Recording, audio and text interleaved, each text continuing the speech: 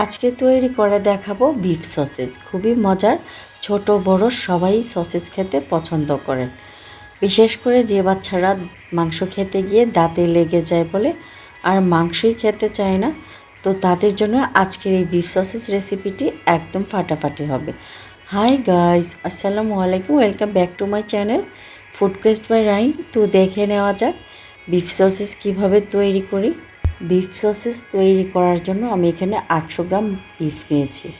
মাংসগুলোকে একদম ভালো মতো ধুয়ে পানি ঝরিয়ে নিয়েছি। এখন একটি গ্রাইন্ডার মেশিনে বিফগুলো ব্লেন্ড করে নিব। মাংসটাকে প্রথমত কিমা করে নিলাম। এখন এর সাথে স্পাইসিগুলো মিশিয়ে নিব।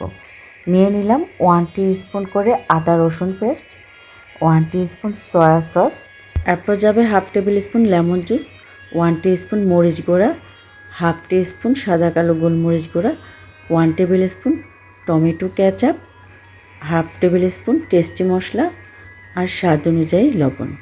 এরপর যাবে 2 table spoon cornflour, half table spoon টক দই, 1 টেবিল স্পুন বাটার। বাটার আর টক দই একদমই অপশনাল, এটা দিতে না চাইলে স্কিপ করতে পারেন। তবে টমেটো সসটা অবশ্যই দিতে হবে, এতে করে সসেজের মধ্যে খুবই সুন্দর একটা কালার আসবে। কর্নফ্লাওয়ার হাতের কাছে না থাকলে এর পরিবর্তে ময়দা এড করতে পারেন। ময়দা বা কর্নফ্লাওয়ার বাইন্ডিংয়ের কাজ করবে। সব কিছু দিয়ে একদম ভালো মতো ব্লেন্ড করে নিয়েছি। দেখুন কিমার কনসিস্টেন্সিটা ঠিক এমন হবে, একদম ফিনিশ করতে হবে। এখন একটি বাটিতে ঢেলে নেব। এখন হচ্ছে একটি একটি করে সসেজ তৈরি করার পালা। সসেজগুলো তৈরি করার আগে হাতে অল্প পরিমাণে তেল মেখে নিতে হবে। এখন পরিমাণ মতো কিমা নিয়ে হাতে একটু চেপে চেপে গোল করে নিতে হবে। এরপর একটি বোর্ডে ফেলে সসেজের আকৃতি করে সবগুলো সসেজ তৈরি করে নিতে হবে। এরপর সসেজগুলো একটি র্যাপিং পেপার অথবা ফয়েল পেপারে রেখে ভালো মতো পেঁচিয়ে দুপাশ দিয়ে আটকে নিতে হবে। আর হাতের কাছে যদি ফয়েল পেপার অথবা র্যাপিং পেপার না থাকে, সেই ক্ষেত্রে সসেজগুলো ভাপিয়েও তৈরি করতে পারবেন। আর তাছাড়া সসেজের কিমাটা কিন্তু একদমই স্মুথ হতে হবে, না হলে সসেজ কিন্তু ভালো হবে না। আগে থেকে আমি পর্যাপ্ত পরিমাণ পানি ফুটিয়ে রেখেছি।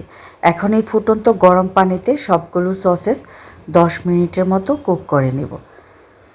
10 মিনিটে সসেজগুলো আমার একদম ভালো মতো কুক হয়ে গেছে। এখন এগুলাকে ঠান্ডা পানিতে কিছুক্ষণের জন্য রেখে দেব। সসেজগুলো মোটামুটি ঠান্ডা হয়ে গেছে। এখন ফয়েল পেপার থেকে সসেজগুলোকে বের করে নেব। তো আমার তৈরি হয়ে গেল বিফ সসেজ।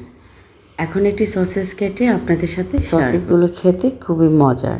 তাছাড়া এই সসেজগুলো দিয়ে পিৎজা, নুডলস, বার্গার আরও অনেক কিছুই খাওয়া যেতে পারে। তাছাড়া এমনিতে প্যানে অল্প তেলে ভেজেও খেতে পারেন। ঠিক আছে, আমার বিফ সসেজ রেসিপি আজ এইখানেই শেষ করছি। আশা করছি রেসিপিটি সবার কাছে খুবই ভালো লেগেছে। সো গাইজ, রেসিপিটি ভালো লাগলে একটি লাইক দিয়ে আপনার ফ্রেন্ডস ফ্যামিলি মেম্বারদের সাথে রেসিপিগুলো শেয়ার করবেন। আর এমন আরও মজাদার রেসিপিগুলো পেতে চ্যানেলটি সাবস্ক্রাইব করে আমার পাশেই থাকবেন। তো সবাই অনেক বেশি ভালো থাকবেন and thank you so much for watching. আল্লাহ হাফিজ।